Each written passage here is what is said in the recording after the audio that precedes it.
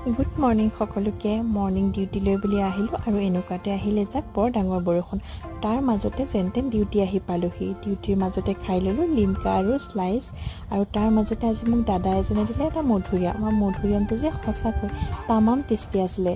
আৰু আজি এটা কথা কওঁ 8 আগষ্টত ঘটি যোৱা ঘটনাটোৰ বিষয়ে সকলোৱে জানেই মৌমিতা দেৱনাথ নামৰ এগৰাকী চিকিৎসকক অতিকৈ বেয়াকৈ জঘন্যকৈ মৰা হৈছে আৰু তাৰ কাৰণে আমি এনেকৈ মৌমিতাক জ্বলাই পেলাই